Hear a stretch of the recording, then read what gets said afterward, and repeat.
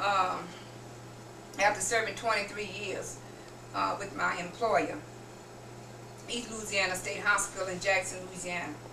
There were at least 3 employees that were still on the payroll on zero leave when they terminated me, and at least one in my department that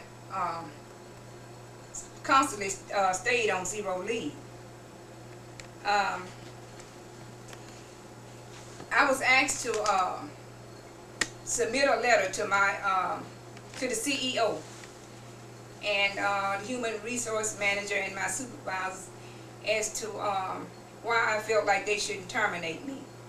And I submitted the letter stating that I was injured on the job, and each time I was told to come back to work, I came back to work anyway. And even though I was still hurting, I still tried to work. I guess about 2 weeks after the letter, they terminated my position anyway. This was personal. I've been trying since 2002 to get my transcript tapes, as I stated, from the Workers' Compensation and Department of Labor.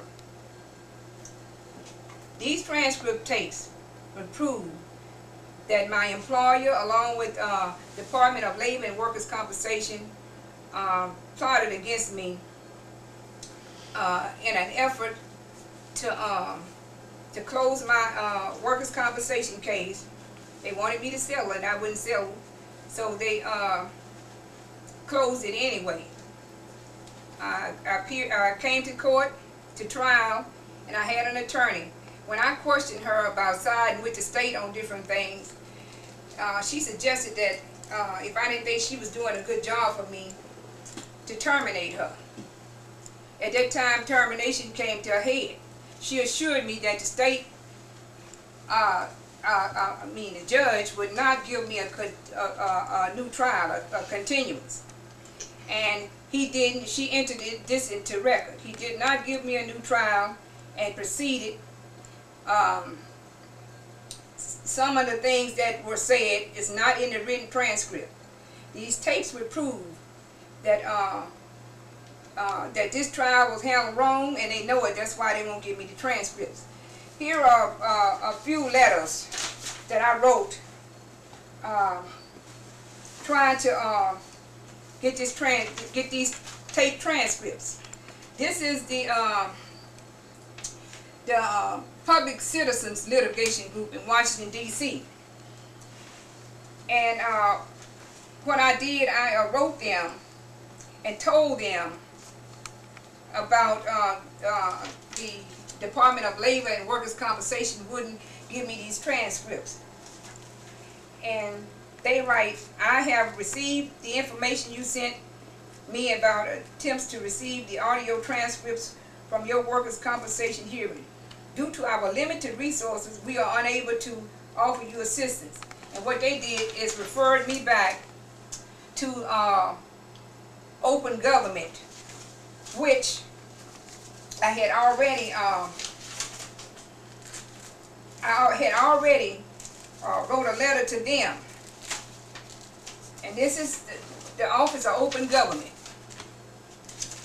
And I'll just read briefly what I asked. I inquired to the Department of Labor in a letter about getting the transcript tapes, getting my transcript tapes. I was told to check with the Workers' Compensation Court building at 224 Florida Street. And the bottom line is that I had already tried the Workers' Compensation Court at 224 Florida Street, and so I ended this by asking them to investigate this and to see if they could help me to get these transcripts. And right here, no response. I never heard from them. Okay. This is a letter